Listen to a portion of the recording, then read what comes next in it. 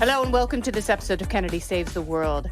It is happy hour with a very serious person. Trey Yingst is here in studio. He is not live from Gaza. I worry about you every time I see you, but I'm glad you're here and in a suit for the time being. I'm glad to be here. This is grapefruit juice with a little bit of fresh squeezed orange juice and seltzer. Amazing. Happy hour to you.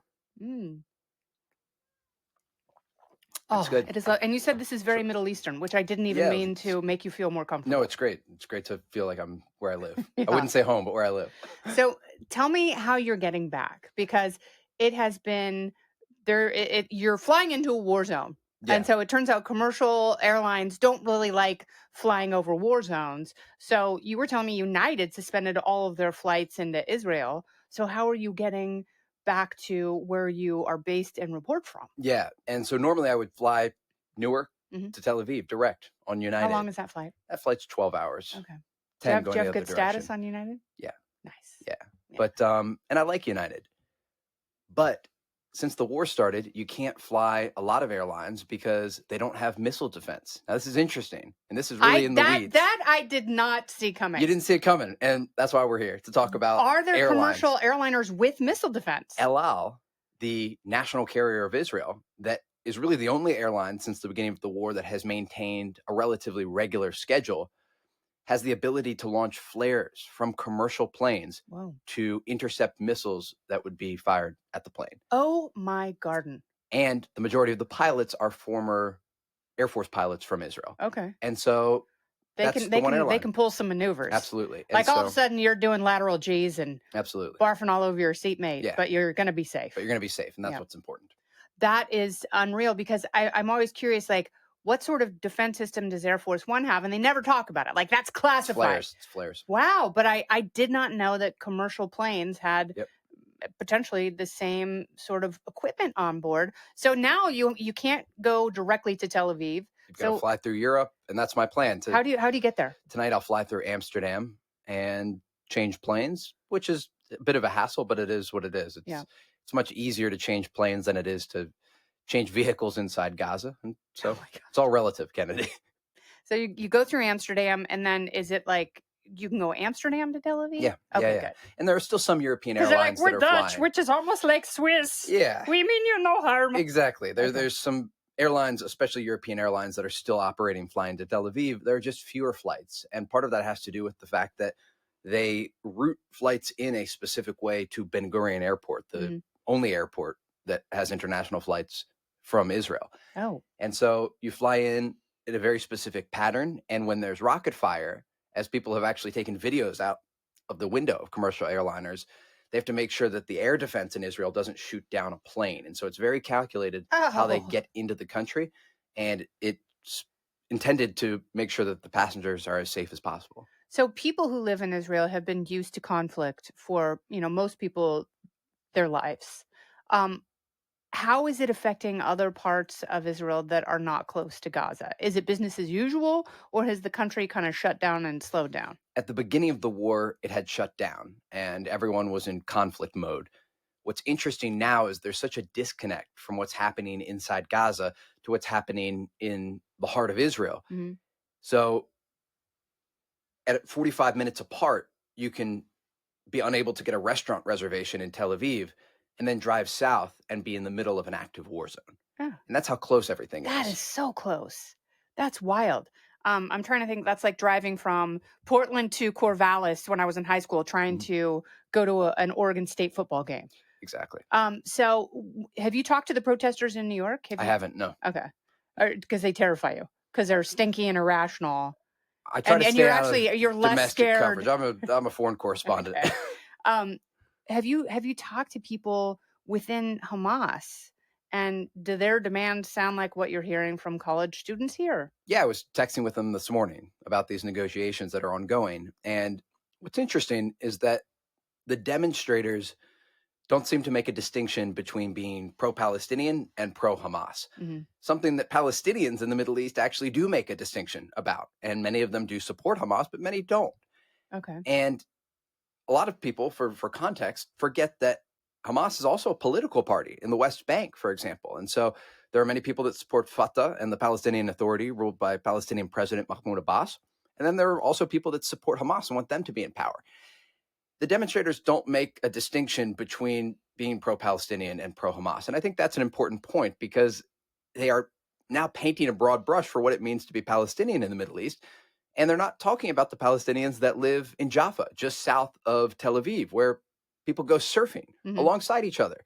They don't talk about Palestinians that live in East Jerusalem, some that support Hamas, some that believe what happened on October 7th set the cause back decades. Mhm. And so it's a really complex issue. It's not black and white, but I think many of the demonstrators are making it a black and white issue. Yeah, they're really trying to simplify something, but when you have something that is so complex, it's hard to describe and explain, which has been the funnest part of watching some of these people, particularly people at my alma mater, UCLA, try and explain their demands and what they're upset about because they're pretty quickly at a loss for words. Yeah, and it's a lack of empathy. I think it's one thing to call for the protection of Palestinian civilians amid a conflict. I That's think that's rational. objectively rational. Yes. It's another thing to call for the destruction of Israel. And so those are two totally separate things that are now being combined together. And not only is it a lack of empathy, it creates a violent response to an objectively horrible situation that started in part on October 7th Yes. and has developed into a full blown conflict that objectively has led to the deaths of thousands of Palestinian civilians. That is one set of facts. That's one thing that is true.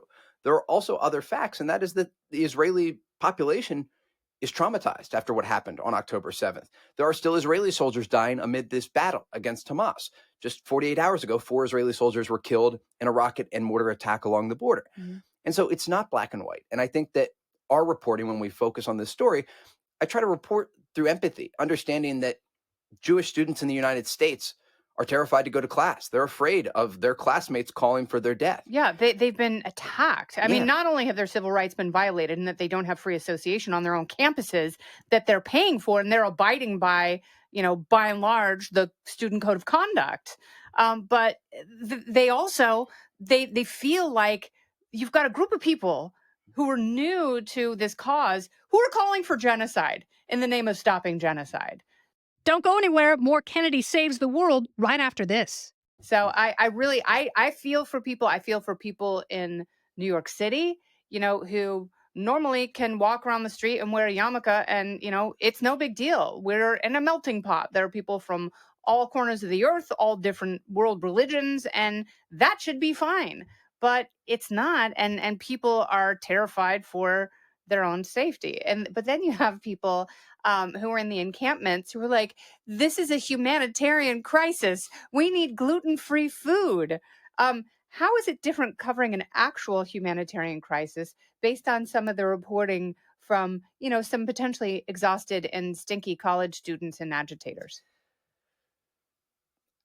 I largely stay out of politics, but I'll tell you, it's tough to keep a straight face when you see a press conference held by university students in the middle of New York City who talk about needing food. And actually, I think it's insulting to Palestinian civilians who are actually in need of food. Yes. And to call it a humanitarian crisis, as they did during that press conference, it's not accurate based on reality because they could walk down the street and go to Chipotle if they wanted to. Those in Gaza don't have that luxury. Yeah. There are many people in Gaza that are hungry and that are in desperate need of humanitarian aid. And the same people that claim they are demonstrating to support them are making these statements about needing food on the campus of Columbia. And so I think that is just another representative example of the disconnect between many of the innocent Palestinians that are living in Gaza amid this war Hmm. and the university students that are oftentimes bringing flags from Hamas and Hezbollah and not just Palestinian flags. It's one thing to bring a Palestinian flag and demonstrate on behalf of the Palestinian Hmm. people. And also, if you want to call for a two-state solution, again, those are things that are broadly moderate views. It's another thing to have the flag of an organization that committed a brutal massacre against a civilian And is calling population for genocide. and has previously been responsible for suicide attacks on buses and in nightclubs. So Hmm. it's very different. And I think that there is not a distinction that is clearly made among demonstrators, and there should be. And you also bring up the point they're not. It's not like the Vietnam era. I do think there are parallels to Mhm. 1968. I think it's very interesting that the Democrat National Convention is going to be in Chicago like it was in 1968. I think that you have a president who has his head in the sand in terms of the conflict, the philosophical conflict in his own party, but they're not anti-war protesters here. And that's what differentiates all of this, and that's what makes it so dangerous, particularly for Jewish students, is they're not calling for peace. They're not calling for freedom. They're calling for eradication. And I think they know that. Like, I would love to say, oh, they're so dumb, but they're not. Like, they're college students. They're matriculating. They're trying to achieve some knowledge and maybe wisdom, but they're certainly not doing that by calling for the worst in humanity. Exactly. And it blurs their message objectively, right? As an outside observer, I look at what they're saying, and it's one thing, again, to call for a ceasefire. It's another thing to call for the destruction of Israel from the river to the sea, as chanted. And a lot of times you see these interviews and they don't know which river, they don't know which sea. And they also don't understand that in between that river and sea, there are already Israelis and Palestinians that live next to each other, Mhm. not always in the best way, but actually historically have. And there were times in the past, in the early 2000s, where Israelis could drive to Gaza City to get seafood. And Gazans were going to the market in Tel Aviv to work. And so they don't have that historical context. They don't understand the context of this story that's unfolding today. And again, I think it comes back to it is one thing to call for a ceasefire and Mm. to stop the killing of Palestinian civilians. It's another thing to call for the deaths of Israelis and Jews around the world. Yeah, and even if you're saying, no, we just don't want Israel to exist, like, what are you going to do with the people who Yeah, live there's there? more than 9 million people that live there, and they're not going anywhere. Do you think you're going to send them to South And Florida? they think that they will send them somewhere else. Yeah, that's it's wild. I mean, I can't believe every day there's a new unfolding chapter, not only in this conflict but in our domestic politics. And I do think there's an element where people have gotten addicted to the chaotic news, which is great for what we do. I mean, it is fantastic, but in terms of global stability and peace, it's a little terrifying. Have you been in a situation? Well, I should say, what's the scariest situation that you've been in since you've been covering this conflict since October 7th? Yeah, I always tell people I wish that none of this was happening. Yes. But if it is happening, we're going to cover it because that's what we do as foreign correspondents. It's what we do as journalists. There's been so many moments that I've lost track in terms of dangerous moments and scary moments. I understand the region very well, and I understand the threats that are faced to anyone who are operating in that area. And we should take a moment to highlight the work of Israeli and Palestinian journalists, specifically Palestinian Gazan journalists who Mhm. have continued to bring the world images of the war from the inside, a place that we can't access unless we are with the Israeli military. And so I would say just one example of a dangerous moment is going into Gaza City in the middle of the night with the Israeli military on a nighttime raid of Gaza's largest hospital, the Al Shifa complex. And they were in a firefight with Hamas as we were there. And it was so dark, Kennedy, that when you got out of the APC, the armored personnel carrier, you couldn't see your hands. And the only thing you could see was the flash when there was a gunfire, Did and you you have could night hear vision it. goggles? I did not. Some of the soldiers did, and that's part Wow. of the reason they were operating at night because it gave them a competitive advantage in the battle against Hamas. Mhm. But we went into this complex in the middle of the night in Hamas-controlled territory as they conducted this raid, and it was something that was challenging because there are times in our work where you do question the risk versus reward. Mhm. And that was a time because you can't do this job if you're injured or killed. And so you need to constantly be calculating, is this worth the story that we're getting? And there are times where you go right up to that line. Have you been offered the opportunity to go into an area that you pulled the plug because it was too dangerous? Yes, many times, many times. And I always tell people when it comes to access and information, in terms of information, I would say I actually use about 10% of what I receive. Israeli officials and Hamas officials are texting me every day, calling, trying to spin the media, and I'm very disciplined in what I actually use on TV. Mhm. And then in terms of access, I would say somewhere between 25 and 50% of opportunities I decline. Sometimes it's based on spin, and I don't want to go because clearly the Israelis want to show me one thing, and it's not the reality of the situation Mhm. on the ground. Um, and then also, it can be really dangerous. And so we have to make decisions as as a team of when we go and when we stay home. Are some of the other journalists snobs, and how do you deal with that? I'm a man of the people, I know Kennedy. you're a normal guy.